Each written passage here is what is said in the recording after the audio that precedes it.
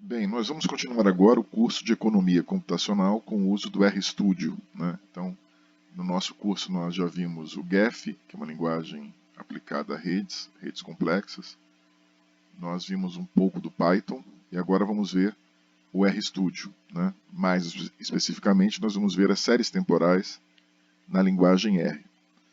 Eu sou o professor Marcelo de Oliveira Passos, faço parte do Departamento de Economia da Universidade Federal de Pelotas e leciono no mestrado e doutorado em Organizações e Mercados, Economia Aplicada. Bem, aqui uma introdução sobre séries temporais, as definições, etc. Nós temos várias aplicações nas quais nós precisamos que os dados estejam relacionados ou vinculados a períodos de tempo, né? E então esses dados eles obedecem uma ordem temporal, né? Essas observações elas estão dispostas dentro de uma ordem temporal, né? Seja de uma ou mais variáveis, né? Nós podemos ter uma série temporal ou várias séries temporais, né? De acordo com o número de variáveis. Então esses dados são conhecidos como séries temporais. Uma série temporal univariada, ou seja, só com uma variável, é um conjunto de observações de uma variável y ao longo do tempo. Então nós temos aqui uma sucessão, uma série, né? Inclusive o nome série temporal em Portugal chama-se sucessão cronológica ou sucessões cronológicas, né? Então é uma sucessão, uma série, na qual nós temos aqui a primeira observação, y1, depois a segunda, y2, e aqui yt-1 e yt. Né? Então, um conjunto de observações de uma variável y ao longo do tempo. Uma série temporal univariada, com uma só variável. O R possui capacidade para lidar facilmente com este tipo de dados, com séries. Nós vamos tratar aqui de dois tipos de séries, sobretudo as regulares, que são mais usadas em economia, mas vamos tratar também das irregulares, brevemente. Mas eu deixo já ressaltado que em economia, normalmente nós trabalhamos com séries temporais regulares. Estas séries são armazenadas em objetos de tipos distintos no R, nós já vimos os objetos, né? Vetores, listas, etc., né? Data frames, etc. E aqui, numa série temporal regular, todas as observações estão igualmente espaçadas no tempo. Então, você tem ali uma cronologia específica, seja a série pode ser trimestral, pode ser diária, pode ser mensal, anual, enfim. Existe uma periodização regular. Os períodos obedecem a intervalos regulares e não irregulares. Ou seja, a diferença temporal entre quaisquer observações é sempre igual, né? Para as séries temporais regulares, o R possui os objetos da classe TS, de Time Series, né? Ou MTS, né? Multivariate Time Series, quer dizer, séries temporais multivariadas, né? Então são esses dois objetos que o R possui para tratar de séries regulares, regularmente espaçadas durante períodos de tempo. Este tipo de objetos armazena os dados referentes às séries temporais regulares. Então aqui um exercício simples, alguns exercícios bem simples aqui, só para introduzir o assunto, né? Nós entramos no R aqui, o objeto TS, pedimos a ele uma distribuição normal com 10 observações, ele vai, né, fazer uma distribuição aleatória com 10 observações, começando em 1990, e a frequência é 1, tá? Então, supõe-se que seja anual, 1990, 1991, 92 e tal, né? Aí diz aqui, time series, resultado, né? Começa em 1990, né? Termina em 1999, porque são 10 observações, incluindo 90. Então, termina em 1999. E aqui a frequência 1. Aqui o resultado, né?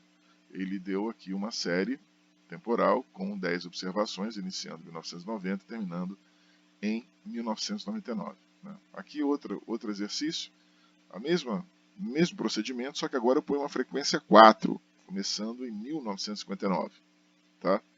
No segundo período de 1959. Frequência 4 supõe que nós temos 4 observações em cada ano, né?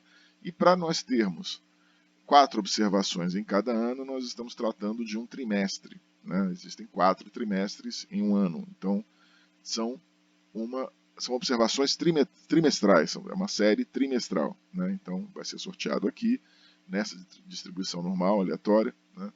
Com a frequência 4, trimestral, começando em 1959. Aí diz aqui, ó, quarterly, que quer dizer primeiro trimestre, né? Quarterly 1, quarterly 2, etc. E tem aqui os trimestres, né? Primeiro trimestre, segundo trimestre, terceiro trimestre, quarto trimestre. E aqui nós temos aqui os períodos, né? Começa no segundo trimestre de 1959. Nós pedimos isso aqui, segundo trimestre. Então, no segundo trimestre, a série sorteada, o valor, né, aleatório definido é 0,5373, etc. Depois, terceiro trimestre, quarto trimestre, assim vai, né? Até 1961, né? Dado que são 10 observações. Tá? Bem, aqui agora, de novo, né, o mesmo procedimento, começando no segundo período de 1959, só que esse período agora não é mais um trimestre, porque a frequência não é mais 4, a frequência agora é 12. Então, se é 12, nós temos então uma frequência mensal, uma série mensal, 12 períodos no ano de 1959, começando no segundo período. Então vai começar em fevereiro de 1959. Vamos ver aqui, realmente. Aqui fevereiro, março, abril, né? E aí 1959, maio, junho, julho, e vai, né? Tem aqui 12, né? 12 observações, né? Então, como vemos, a função principal para criar este tipo de objetos é a função TS, de Time Series, série temporal. Ela recebe no primeiro argumento as observações da série, e em seguida há um conjunto de argumentos, né, os argumentos estão aqui, né, esse aqui, né, dentro da função, um conjunto de argumentos que podem ser usados para definir os intervalos de tempo regulares em que esses valores foram observados. Então, aqui no primeiro exemplo, nós mostramos que o primeiro valor foi observado em 1990 e que entre cada unidade de tempo usou-se, no caso, um incremento definido como sendo 1. Né? Então, a variável é amostrada, né, uma única vez. Então, aquele sorteio da variável aleatória é feito uma única vez. No segundo exemplo, a gente predefiniu que essa série temporal começa no segundo período de amostragem da unidade de tempo de 1959. E também colocamos que a série temporal é amostrada 4 vezes entre cada unidade, que é aquela série trimestral. Portanto, o R interpreta a ST como uma série trimestral e escolhe uma forma adequada para representá-la. No último, nós definimos que a série temporal é mensal. Ela é amostrada 12 vezes em cada unidade de tempo, em cada ano. Então, uma série mensal. No caso de séries temporais multivariadas, a maneira pela qual as criamos é semelhante. Ou seja, aqui a gente tem M, temos TS, né, e definimos aqui uma matriz. Né, uma matriz com 30 observações, né, aleatórias, normalmente distribuídas, né, 10 aqui e 3. Tá? Então nós temos 3 séries, né, com 10 observações, cada uma, né, iniciando em 1961. Inicia-se então no sexto período, no sexto mês, portanto, porque a frequência é 12, no sexto período de 1961. Então nós temos aqui junho de 1961, frequência 12, então começa, né, mensal, junho, julho, agosto, né?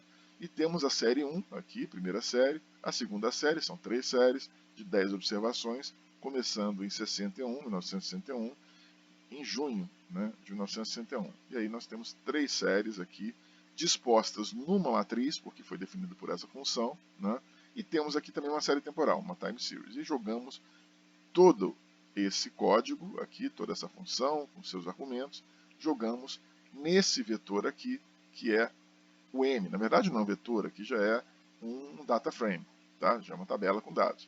Então aqui nós jogamos essas séries temporais, são 3 séries, né, na forma matricial, nesse objeto aqui, que é um data frame, nós jogamos o que nós definimos aqui na função. tá? Vai ser o valor M. Tá? Então, quando a gente quiser acessar, basta digitar M, pedir M, e vai aparecer esse data frame aqui, está armazenado lá no R. Tá? Então, observe como o R representou-as de modo diferente. Na representação gráfica de STs, a gente pode usar a função plot. Nós vamos fazer uma aula, né, só sobre gráficos no R, mas por enquanto a gente está fazendo a função básica, usando a função básica, que é a função plot, que é a função mais fundamental de elaboração de gráficos no R. Tem outras funções também, tem inclusive pacotes para dimensionar e para elaborar gráficos. Então aqui a gente tem função plot, muitos objetos, né? Temos aqui uma série temporal, também de novo, com 100 observações, normalmente distribuídas, aleatórias, né? Aleatoriamente amostradas. A frequência é 4, ou seja, nós temos uma série de novo trimestral, começando no segundo trimestre de 1959. E aí nós pedimos aqui, jogamos isso tudo em K, né? Nesse caso aqui, K vai ser um vetor, porque é uma série univariada, não temos 3 séries, temos só uma única série, trimestral, né? E jogamos isso num gráfico, pedimos o plot de K, jogamos em K, que é um vetor, e jogamos o vetor num gráfico, que é o plot. E a gente tem esse gráfico aqui. Tá? Começamos aqui de novo, no segundo trimestre de 1959, né? Frequência 4, trimestral, segundo trimestre, começa aqui e vai até, são 100 observações, vai até, aqui não dá para ver, mas aqui não tem como saber, né? Não tem o resultado aqui, mas vai, né, depois da década de 80 aqui, né? Não chega aos anos 90, deve ser 89, 88, por aí, eu não cheguei a fazer esse cálculo aqui, né? Então temos uma série temporal aqui, expressa graficamente, né, no R. Aqui agora, uma série temporal multivariada. Isso aqui é uma série temporal univariada, né? Uma única variável. Aqui agora a gente vai fazer uma série temporal multivariada. Se nós quisermos uma série temporal multivariada, a função plot vai gerar gráficos separados para cada série. Então nós fizemos aqui uma série temporal, na verdade são 3 séries temporais aqui, com 100, né, observações cada uma, então são 300 observações. Nós vamos definir 300 observações aleatoriamente distribuídas e normalmente distribuídas, né, aleatoriamente selecionadas e normalmente distribuídas, melhor dizendo, divididas em 3 séries de 100. Né, são 300 observações, 3 séries de 100, colocamos isso numa matriz, né, ela começa, a série temporal, as séries, né, as 3 séries começam em 1961, em junho de 1961, frequência 12, então é uma série, são séries, né, são 3 séries mensais. E jogamos isso em M e agora pedimos o gráfico de M. Então nós temos aqui 3 séries, começando também, né, aqui em junho de 61 e indo, né, até bem depois de 68, até 1970 e poucos aqui, aproximadamente. Né. Esse aqui é o gráfico 2, são 3 séries, série 1, série 2, série 3, elas têm diferenças porque foram selecionadas com dados amostrais aleatórios, né, embora sejam normalmente distribuídos, porque a função rnorm distribui de forma normal. Tá? Então aqui nós podemos usar também o parâmetro plot.type, que a gente pode solicitar ao R que queremos um só gráfico que reúna todas as 3 séries. Aqui são 3 gráficos diferentes, mas se você quiser esses 3 gráficos numa única, aliás, essas 3 séries num único gráfico, né, você pode usar plot, pede M, e depois coloca o argumento plot.type. Mesma função, plot. Só que agora você argumenta para a função que você quer single, que é um único gráfico, né, e pede aqui a coluna 1 a 3, de 1 a 3. Né, e pede uma legenda aqui, né, top right, né, aqui em cima à direita, você pede a legenda call names M, né, e aqui você põe esses argumentos aqui. E aí você tem isso aqui. Né. Repara que a legenda ficou acima, né, e à direita do gráfico. E vocês têm os 3 gráficos aqui coloridos em cores distintas. Né. São os mesmos gráficos, repare que são os mesmos gráficos, só que agora esses 3 gráficos aparecem em 3 cores distintas no mesmo gráfico, num único gráfico. Né. Não são mais 3 gráficos separados, são 3 séries no mesmo gráfico. Tá? Para isso nós usamos o argumento plot type dentro da função plot. Tá? Outra série aqui, multivariada, aqui tem várias funções úteis também, que manipulam objetos criados pela função time series, função TS. Por exemplo, aqui você tem um objeto interessante aqui, você gerou, né, uma série nova usando um código parecido também, trimestral, começando em fevereiro de 1959, 10 observações, e aí você coloca start x, você vai startar x, quer dizer, você vai pedir aqui o primeiro valor da série, ele vai te dar, que é 1959, segundo trimestre. Tá?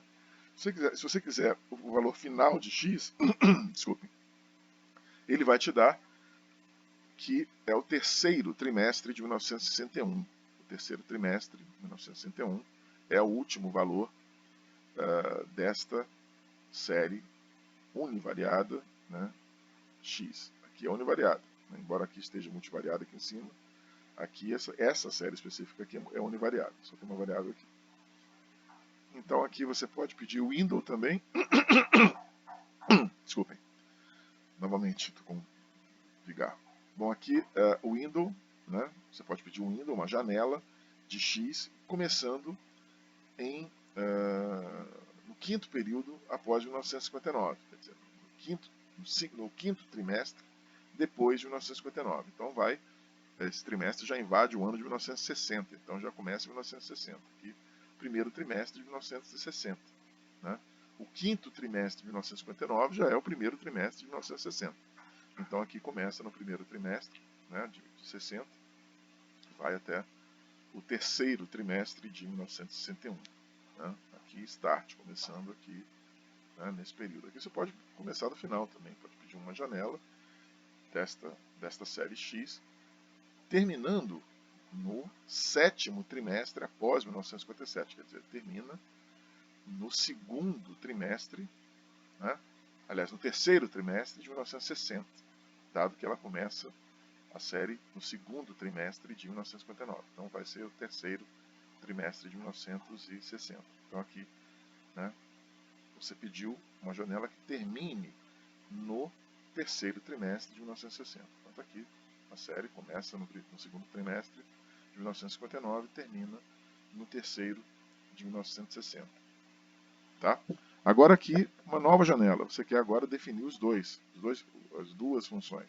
Ela começa no quarto trimestre de 1959 e termina no nono trimestre depois do segundo. Então, na verdade, vai terminar no primeiro trimestre de 1961, dado que a série começa no segundo trimestre. Só que ele quer agora que ela comece no quarto. Então, começou no quarto trimestre de 1959 e vai até, contando aqui, 1, 2, 3, 4, 5, 6, 7, 8, 9.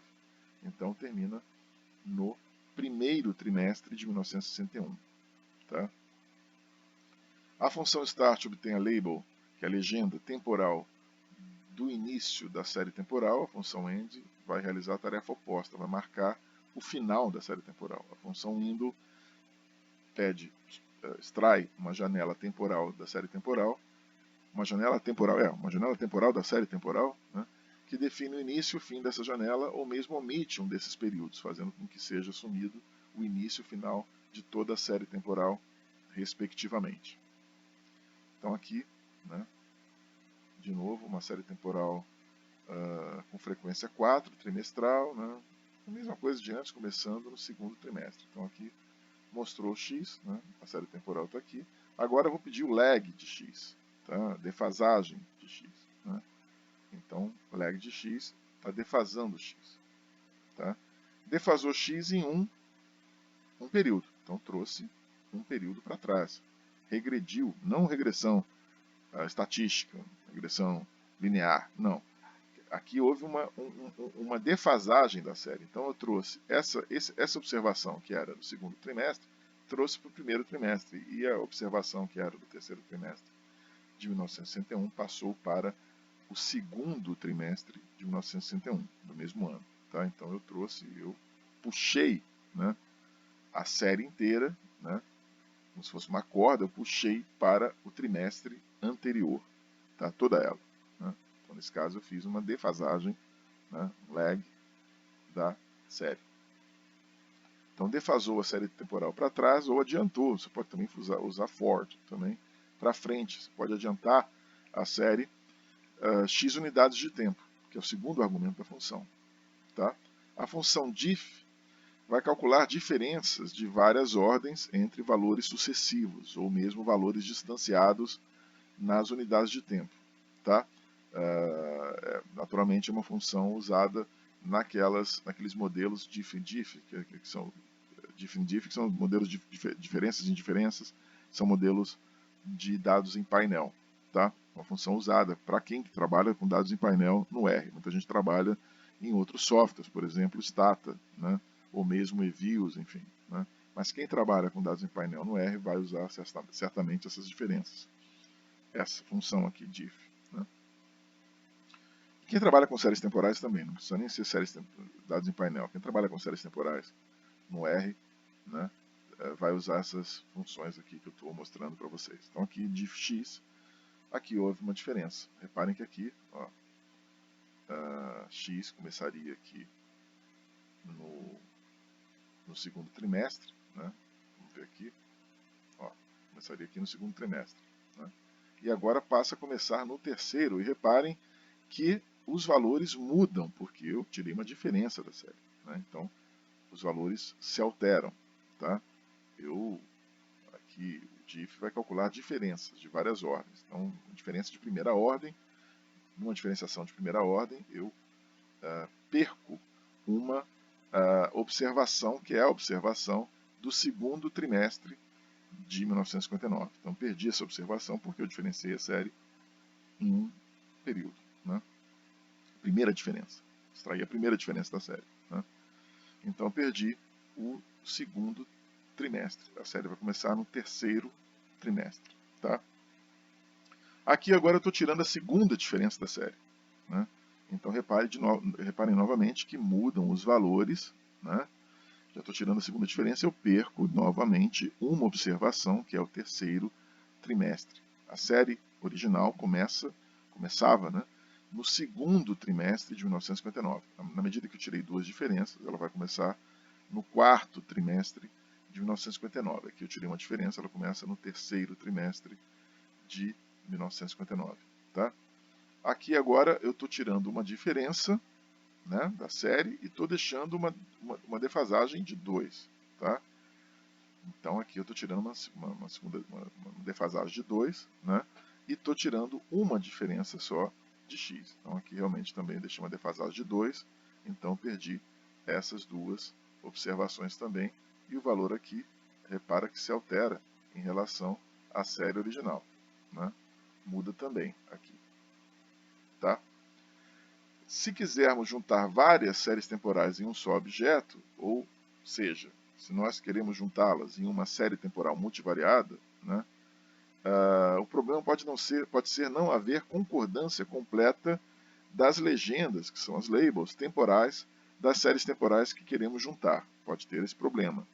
As legendas podem não coincidir, não haver concordância completa entre as legendas temporais das séries temporais que a gente quer juntar, que a gente quer agregar, que a gente quer reunir em em um só objeto. Né? Então aqui, quando nós usamos objetos da classe TS, Time Series de novo, a gente está trabalhando bastante com essa função, Time Series, essa classe, o R resolve esse problema. Então aqui a gente está fazendo o seguinte, a gente gerou o X, né, aqui, do jeito que nós já sabemos, né, geramos um X, já repare que é outro X, porque é um novo sorteio, é uma nova série aleatória. Tá? 10 observações. Então, só que ela começa do mesmo jeito, em 1959. Tá? Se você comparar esses comandos aqui, esses códigos, você vai ver que há diferença entre as séries. Tá? Entre os valores da série temporal, das séries temporais. Tá? Então aqui agora eu vou fazer um outro vetor, y, tá? Versus esse outro vetor. Temos outra série. E agora eu vou usar a função cbind, que junta séries temporais olhando para as respectivas labels, ou legendas temporais. São essas labels aqui. Tá? Ela preenche os valores não concordantes com NAs. NAs é not available.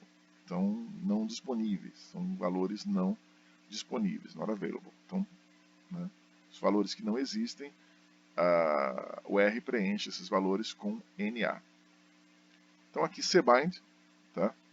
Juntei as duas séries num único objeto. Esse objeto naturalmente é um data frame, tá?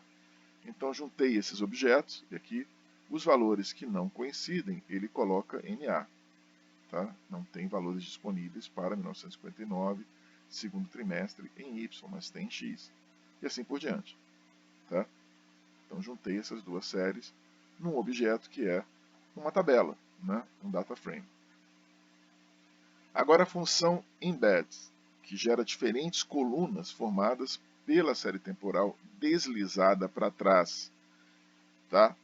Esse deslizamento é feito por meio de diferentes defasagens temporais, tá? Então vou deslizar a série para trás, né? E vou gerar diferentes colunas formadas por essa série que eu deslizei para trás, usando defasagens, né? Então novamente eu criei aqui um vetor, né? Mesma coisa, criei um vetor x, aqui o vetor, né? Agora eu vou fazer o seguinte, vou usar embed e x3. Então eu vou deslizar, vou criar diferentes colunas, 1, 2, 3, colunas diferentes, né? Essas colunas diferentes são formadas pela série temporal que eu deslizei para trás por 3 defasagens. Então, defasei a série, regredi não no sentido de regressão linear, mas eu, né, deslizei, né, eu atrasei essa série em 3 períodos. Então, eu trouxe para trás aqui, ó, 3 períodos. Aqui o 0,85, que estava no segundo trimestre, passou a estar, cadê? Aqui. Ficou aqui. Tá? E esses dois últimos valores aqui, ó, 1.2629 e menos 1.2629 menos 1.186, olha aqui, está aqui, 2629, 18,6. Eles passaram a compor a colunas diferentes, né? Aqui, aqui e aqui.